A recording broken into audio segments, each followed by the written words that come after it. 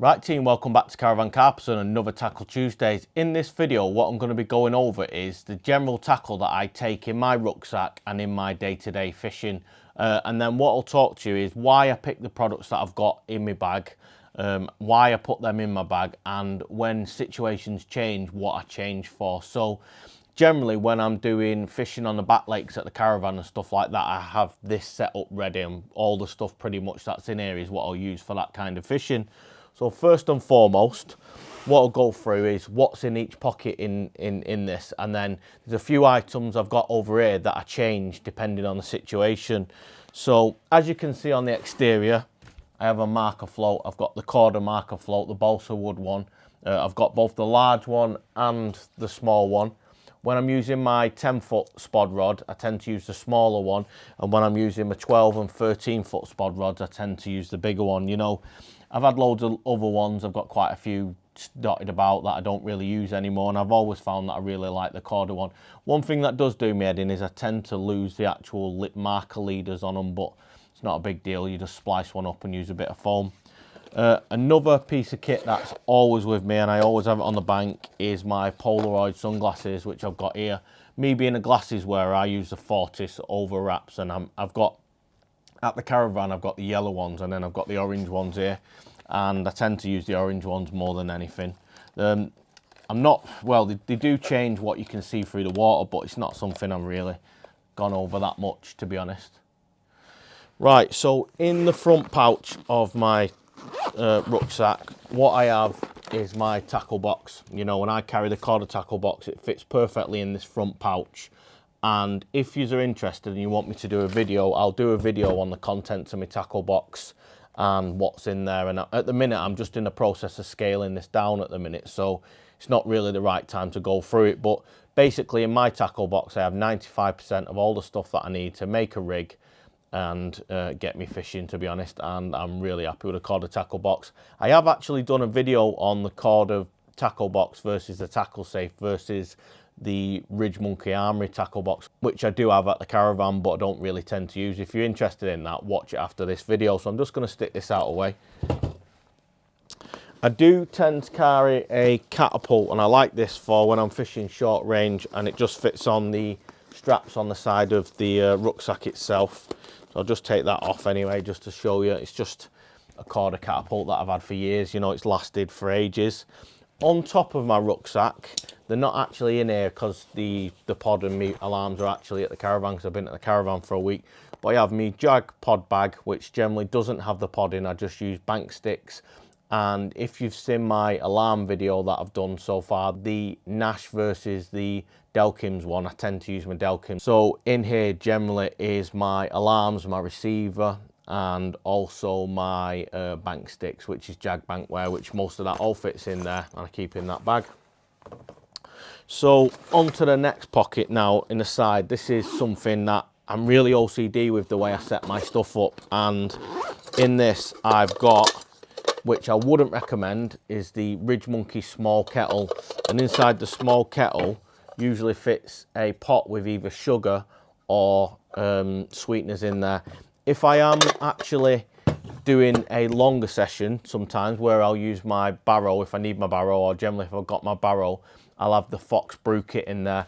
And in the bottom of here, I've got the this lives in my rucksack all the time for short sessions at the Caravan and stuff. I've got the screw-on top gas stove, which I've bought. It's just like a smaller version. I really like this for keeping compact and for use with the small kettle. Really, it works a treat really for that sort of angling.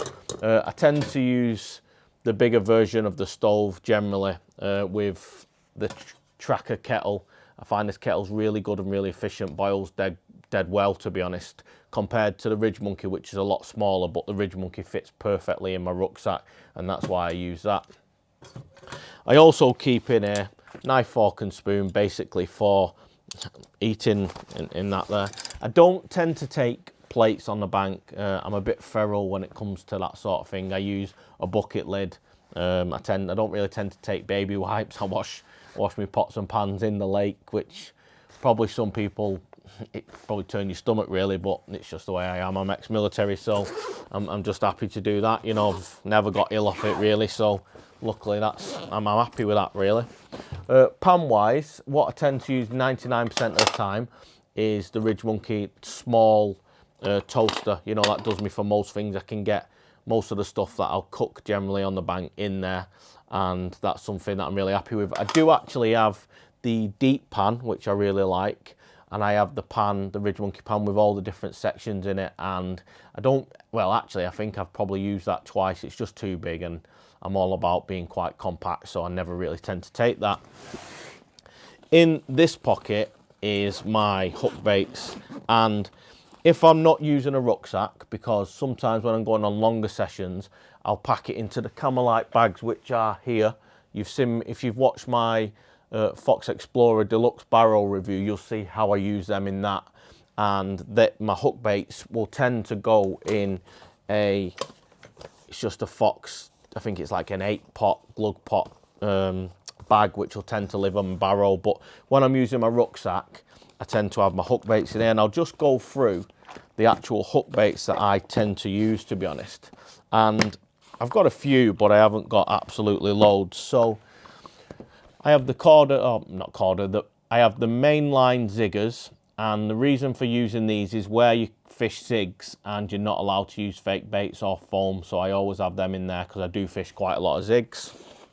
I've got some zig foam there and some fake corn and stuff that's actually glugged in the bumbleberry goo. From my match fishing days, I've always done really well on bumbleberry goo, and that's just stays there. Even the yellow ones seem to be dyed, but once you've had them in the water for quite a while, that colour comes back out and they end up bright yellow, but it gives off a bit of attraction. For my chod fishing, I tend to use these Mainline Cell cork dust pop-ups, and I really like how buoyant these are. They're really, really buoyant pop-ups, and I find that they stay up for a long time. They've got high buoyancy, and that's what I use them for. If you weight them down with putty, you can get them to sink really slow, which they're cracking, to be honest.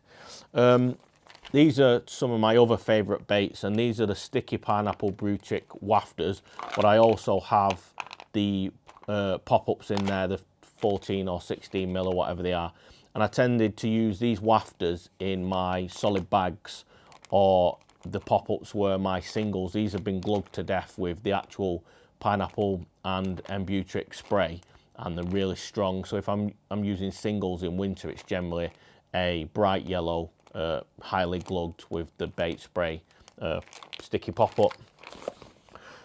Something I've now changed to for my solid bag fishing and my wafter fishing is the Parker Baits OG Fruit and OG Fish wafters, and I'm doing really well on these. You can see I've actually started to get through quite a few of them, and I'm having a good year so far using these. So they're generally what you'll find in my solid bags. It used to be the Embutric pineapple ones, but I've now changed to them. For my wafter fishing on the bottom, I've got the 24/7 wafters, and now this is my last pot. If you've watched any of my other videos, you'll know that I've got massive amounts of confidence in these. But what I have actually done is I've sprayed them now with a Parker Baits OG Fruit bait spray, and that's when I had one of my decent fish for the early start of the year on them, so I'm pretty happy with that. And then the final pop-ups that I tend to use, this is a mix of the smaller and the bigger versions, the 14s and the 12 mil, I think they are, or 10s, mulbs, and these are highly sprayed with the mulbs spray to just make them higher track basically. And I've basically got a mix of them, so I've got washed out ones, the bright ones, the small ones, and the big ones, and that's pretty much all the hook baits you'll find me really using nowadays, to be honest, and that's where I'm pretty happy with. So in the top pouch here, generally what I do tend to keep in here a lot of the time is my Ridge Monkey 26, I think it's 26,000 something milliamp hour battery pack, but unfortunately Luke's got that at the minute. So if I'm on longer sessions, I'll take the bigger one. I've actually got two of these bigger battery packs. I think they got like the 72. Let me just have a look at it. It's something like the 70-odd thousand milliamp hour one, which is the bigger one. To be honest, they're great. They are. I have actually broke this one, so in the future, I'm actually going to get the Atom power pack, and the only reason I'm going to go for that one in the future is because the Atom has a plug on it, an actual plug, and it's not going to be very efficient because it's being transformed up from a lower voltage up to 240, but it will allow me to charge my camera batteries a lot quicker with a proper camera battery charger. So I've also got my carp care kit in the top. This will tend to live in either here or in my Thinking Anglers mat. But it's just like the Nash 30-year anniversary one. I've had it for ages. It's just a liquid left in there, but no, it's just standard really kit. Something I am mega happy with is the Sublensi head torch, and I actually got sent this one for free, and I need to do a review on it, so that's one of the videos that's coming up. And I've always used, in the past, I've always used the Ridge Monkey one, the big dock-off square one, and I find that it's a great torch, the Ridge Monkey one, but you find you get to a session and you end up with it dead because the buttons press on in your bag. So I've changed this to that Sublensi one. Well, Sunblesser, I think it's actually called. I call them Sublensi, and it's been a great little torch. It's tiny, you know, it's much smaller than the Ridge Monkey. Obviously, your battery life's not as long as a Ridge Monkey, but it's got all the options you need. You know, the different coloured lights. Pardon me, and it's tiny, and I like when I'm obviously got my rigs out at night, I tend to put that in my shoe, and I find it's really small, really light, and really comfortable. So that's my new torch. Another thing that I have in here, just a charger for my phone. I've got numerous other chargers that I use for my camera gear, but they tend to live in my camera bag, and I have a big camera bag. The camera stuff doesn't come with this. So that's the external pockets really, and then we'll move on to the internal pockets now. So actually what I'm going to do is I'm going to go in the top pocket, because there is a little spares pocket in here, and it's actually empty, but that generally tends to have some floater gear in there. Right, so inside the rucksack now, in this top pocket, I've got a couple of things that pretty much live in here, and so these are the Fox Zig Discs, and the reason I have a couple of these in here generally for fishing is I do fish a lot of zigs and really enjoy fishing zigs, but I find it's a pain to tie them on the bank. And a little tip for you, so from the match fishing days, if you generally want to work out what sort of size zig you're going to be tying, I use these just to wrap round, because each wrap is 1 foot, so it helps you tie them really quick, and you can have a couple tied up on these. But if you want to know a quick way of like so obviously before you tie your zigs, you tend to pull the line off the spool and then do a knotless knot. Well, that's the way I do them anyway, and then I use a zig liner or something like that from Hobo. But if you was to get your spool of zig line and pull it out to your arm to full length, what you'll find is that is generally about 3 foot. So if you was to do a full arm length, it's generally about 6 foot, like a genuine arm span, if you get what I mean. So say I wanted an 18-foot zig, I'd literally hold the end of the line with my zig line and I'd pull it off, that'd be 6, then I'd hold it again, that'd be 12, do it again, that'd be 18 foot, say, and I generally tend to do that. It'll give you enough spare line to actually be able to tie what you need to tie, your loops and stuff like that when I wrap it onto one of these. So that's a little handy tip for you. But if I haven't got them with me and I'm fishing somewhere where I'm predominantly fishing a zig approach, I will have absolutely loads of zigs tied up inside one of these boxes that'll live inside my barrow. So I do take that on a different kind of session. So inside here, I've got my rig box, and to be honest, it's pretty shocking like most people's rig boxes are at the minute. So inside there, I've got loads of noodle rigs tied up. I fish loads of noodle rigs, and then I've got a load of turbo German and spinner rigs that I tend to have in there.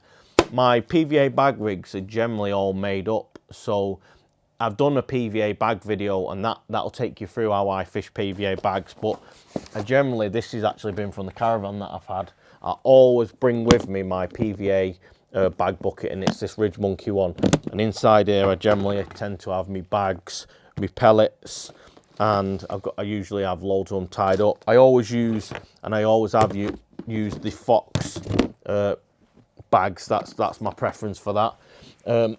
Just put that back over there. So my pellet mix in there for my solid bags, which I always use, generally consists of the sticky bloodworm pellets.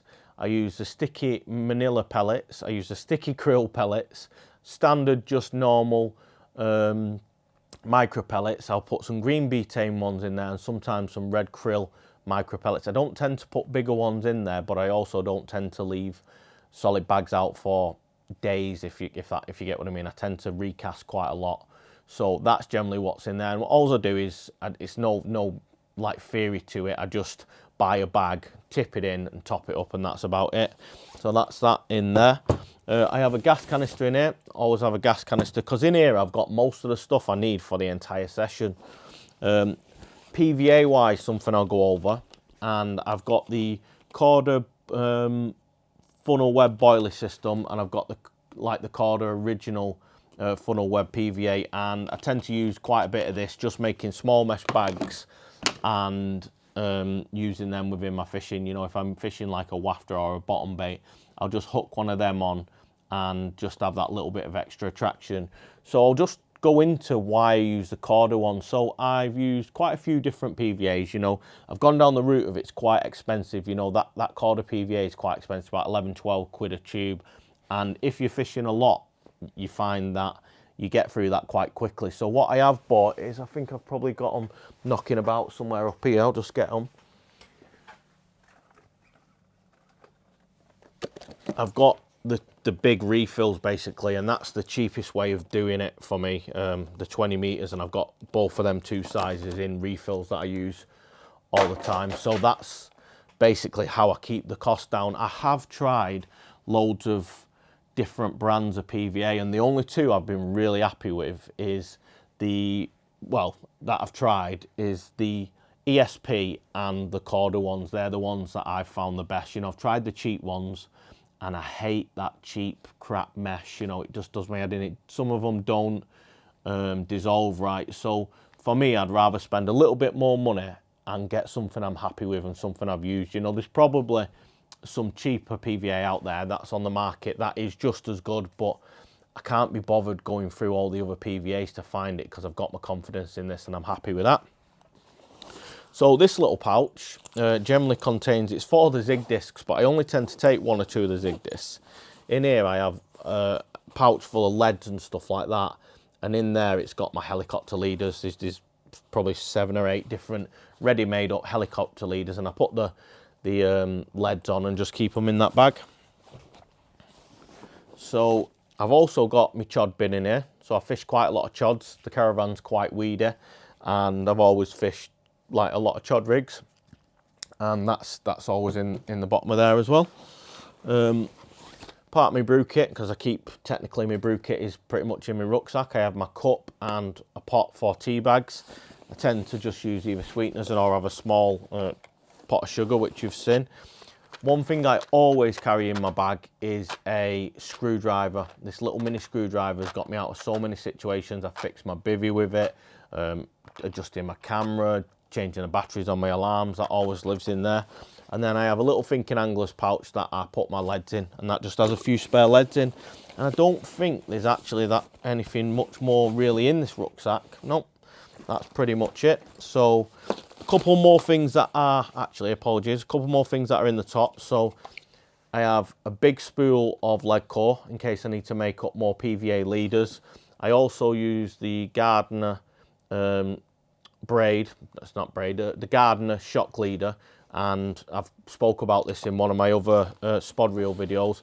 I have a few finger stalls that I keep in here, some tablets, and a couple of adjustable zigs and things like that. And to be honest, that's really about it that I take in my rucksack, you know. And for most situations, I've got everything there.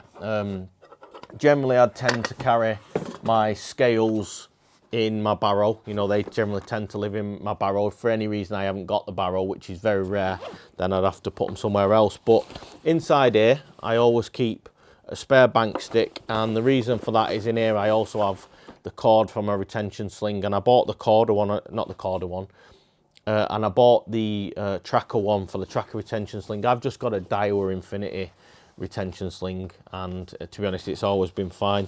I've got a couple of carp sacks. They generally tend to live at the Caravan. If I need them for a session, I'll bring them home from that, but they generally live up there. So there's a few other little bits that I want to talk to you about. I do have the smaller rig safe, which I sometimes use, but I tend to really more often than not use the longer one, and that sits down the back in my actual rucksack, and I find that that works really well.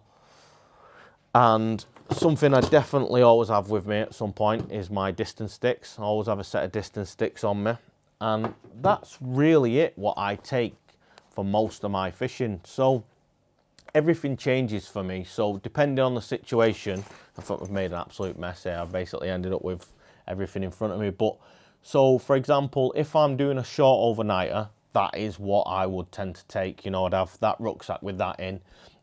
I'd use the Fox, I think it's called the Easy Shelter Plus. I've used that quite a bit for sessions like that, where the swims are tight at the Caravan on the back lakes, and it's really compact, and I'll just take that. And do you know what, for a bivvy that looks really flimsy when you get it out of the bag, when you get the pegs in it and stuff like that, it's actually really good. If I'm taking a little bit more stuff, or generally I used to use my Tempest brolly system, always use that, you know. And then obviously now I've got the Fox Frontier X, and I've tended to start using that for the longer sessions nowadays. But that's pretty much what I'll take most of the time. In my barrow will live a 5 litre water can. I'll always have at least 5 litres of water on me. I'll always have another 10 litres at least in the van if necessary, because you never know when there's a tap there or not. I'll always have my waterproofs here in the van as well, or in my barrow in the back bag, which if you've watched my barrow video, you'll see where that goes. And my waders generally live in the van in case I need them. So as situations change throughout the year, you know, I'll bring a small pouch with some floater gear in, and I've got buckets already made up that I keep in the van with my floater rod and a dedicated reel with floater line for using for floater fishing. Obviously it'll depend, I'll take different rods for different situations. So say I'm just fishing at the Caravan, going short, what I'll tend to take is these little 6-foot extractors and GS 3000 reels, you know, because I'm not really casting. Fishing in the edge, I find that they do the job for that. Then when I'm fishing like up to say about 70 yards, I'll use my 10-foot infinities, and I'll take them and I'll use them with castisms. And then beyond that, I'll tend to take either my 12-foots or my 13-foot infinities and use them for that. And I vary it the same with a spod rod. You know, I've got a 10-foot spod rod, which is a great piece of kit. I've got a 12, and then if I know the weather's going to be quite bad, and even though I'm using 12-foot standard rods on that session, I'll sometimes take my 13-foot spod rod just to be able to get a large spom out in the wind. So as things change, that's about it. But I generally always tend to take my barrow, and I've done that video on the barrow, and that comes with me most of the time, you know, and a few little things like spoms and stuff like that tend to live in there. But really, this is mainly most of the tackle that I'll have for all my sessions. So if you've got any questions as to why I use this sort of tackle, on what certain things I use, you know, or have I tried anything else, then ask me in the comments down below, and I'm happy to go through anything like that. If you would be interested in a video of my tackle box, obviously get in the comments down below, and I will go through what I tend to have in that tackle box. Like I said, I'm about to thin most of that out now, so it will change. I've also done a video on my baiting approach. I've done both of these videos together quite like simultaneously, so it's a bit of a Parker baits review and how I go about a session bait wise and what I use. Also talk about carbon baits and stuff like that, because I use a lot of particle. But that's another video that's probably going to come next week if this is first, or it obviously would have been last week's video depending on which one I released first. So thanks for watching. What I'm going to do is, after this video's dropped, if I haven't already done it, depending on which video comes first, I've got to do the draw for my 1K giveaway. So the channel's growing really well now, and I just want to thank everybody who watches, comments, likes the videos. You know, really happy with the interaction. Try my best to get involved. You know, hit me up on the socials if there's any questions you've got that I can help you with. Don't get me wrong, don't know everything about fishing. That's not what I'm trying to get across. I'm just trying to be as helpful as I can and help people not make the mistakes that I've done. So thanks for watching. Caravan Carpers out.